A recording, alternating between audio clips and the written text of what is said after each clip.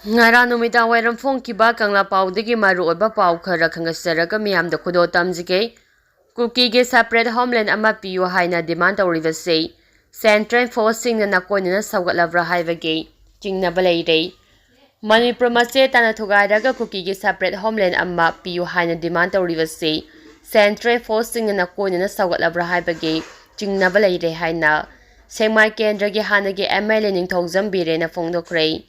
Wafam asi laiton khuna maning laikai Laisram Kamal Babu kaubo nupa ama mangkhibaga mari lenyana Kanto sabol da changsingkiba miyamgi khongjang amada mahangna phongdokhibani mahangna makhata na hai army gi nato sumamaktadige mi ama irailana phahankiba side yamna chingnaninga oi praja gi lanthum amadi thawai ngakani haina leiriba security force ki mamamaktada micham phakibagi thaba ase handak thokliba asina ahanba nate Punama asi security force na masagi mathau masakhangna thabak tawdabadagini Kuki singna numai kaptharakpadana security force singna yengduna leiba aduga isa ngakthokchanaba maitena khut hek haluraga security force na onsilaga chaba asegoma Indian security force na chatharakliba thawong asidi yamna michang mikhai naiba thawong ni masigi poloi afava oiroi leimakhong army camp manungda thokpa thawdo amabu GOC na khangde uhode haine laithokpa yaroi Laisram Kamababu army gi checkpost ta entry tawamlaga thabak suba army gi camp manungda changkhibani mahaki langla langjin army na puthokadabani madu ngamdrabade army gi Kuki metan single makhongdu punna thabak tawminare haroidabagi maram leite army oiragadi kanglu phurup naidana thabak tawbiyu Kuki singna phakhiba maitei maja Kamababu athuba matamda rescue tawduna miyamda sinagadabani Karigumba fata nungda thoklabadi madugi teksa punamak leimakong army gi GOC amadi Manipur engangna pugadabadi haina mahangna makhata rapa pauda Lok Sabha amasung Rajya Sabha animaki mifam ngasi gi oina ejol tawkre Parliament ki ningtham mifam ngasi humni chamba numita Lok Sabha amasung Rajya Sabha animaki mifam ngasi gi oina ejol tawkre Rajya Sabha da thagalak ki be ejol memo santaragani panmak chair na reject tawke Ngasigi business suspend tawfibagi move adu handoknaba opposition gi maikedi gi akama mamangda taksilakpadagi house asi ngasi ayu pung 12 makhaida exalt tawki aduga tungda ngasi gi oina exalt tawkibani nakal amaramda Lok Sabha da opposition gi members singna Gautam Adani case ka mari leinana protest athaki ngasi ayu pung 13 dagi haukiba house gi mifam adu protest tawduna mifam oiraga numi yungba fawba exalt tawki House the members sing amuk hanna reassemble tawduna mifam makha chathanaba hotnarabasu protest adu makha chathaduna leibadagi speaker na ngasi gi oina house adu exalt tawkibani ngasi gi mifam adu hawdringai gi mangoina na Congress ki MP Manikam Tagore Randip Singha Chujewala amade Manish Tiwari na exomen notice sing move tawki hawkiba July kontrada wayanandada thokiba sing ningkhaibagi thawdokta laikhidraba singda timbang pibada unit lengang na Assam mirai naibagi thong chathare haiduna maral siraduna Congress na Parliament ki manung amasung mapalda protest athagani hairi makha tarakpa pauda kokomini lenga ki office sing da thabakaramba employee office dagi thuanduna mayum da halani krei office sing solon sing krei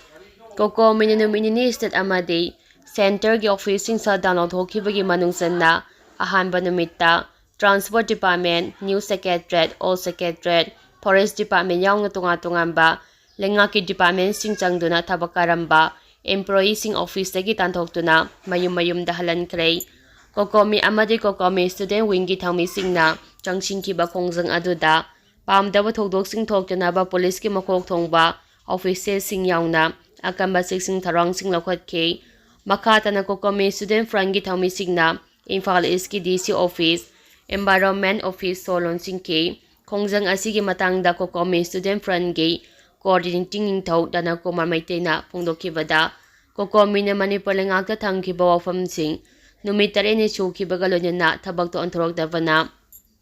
sadang lokthokpaga lonena Manipur lenga amade central lenga ki office sing Solon simbagi Kongjang asi chathavani mahangna makha taraduna Solon simbagi Kongjang asida essential service Health amasung mahima singi oina de komthokani miyamgi dibansing asi fangnaba hotnabada Manipur leingakna mateng pangbiyu amadi Manipur leingakki employee-singnasu office ka bidanaba appeal tawri. Makha tarakpoina padam pauche degi maruoiba pau khara khangatsaraga miyamda khudo tamjake. International Criminal Court na Myanmar military luchingba phagadabani haikhrei.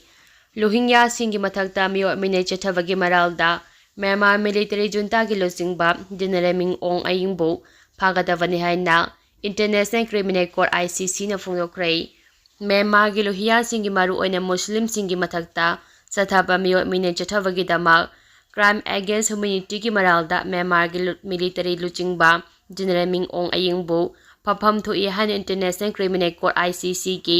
prosecutor na ngasi phongdokhrei. Rohingya singi mathakta deportation amadi prosecution maram odina pagtakna yimthangnaba leibak Bangladesh lanjena khibagi matangda extensive investigation chatharaba matung ICC ki maikadegi wafam asi phongdokhibani. ICC ki judge ahumgi panel na Rohingya singi mathakta chathakiba criminal gi diet General Min Aung purabra haibagi reasonable ground da leirabra haibagi matangda determine tawki. Adu mapu chapchaba wayal ama pinabagi matangda panel adu lepkhidrabasu tha ahumlonggi matamgi manungda General Min Aung gi mathakta warrant issue tawgadra haiba chapcha leplaba yari. Amaramda ICC gi wafam adugi matangda haujikmakki oina Myanmar military junta gi wangangloi gi maikadegi response tawrakpa leitre. Myanmar military leadership ki mathakta independent amadi impartial oina investigation chathakhraba matung arrest warrant issue tawinaba wafam pokhalakpani haina ICC ki prosecutor office thadorakpa statement aman hairi. Rohingya singi mathakta prosecution chathabagi matangda haujik chathariba investigation asigi saruk ama oina arrest warrant ki application kaya amasu lakpa yai haina ICC ki prosecutor na phongdorakle. Makha tarakpa pauda Assam da leiriba Kuki sing lising masamapan humpuga mathoi ki mamangda Manipur da leirambasing di hallakpa yagani. Chief Minister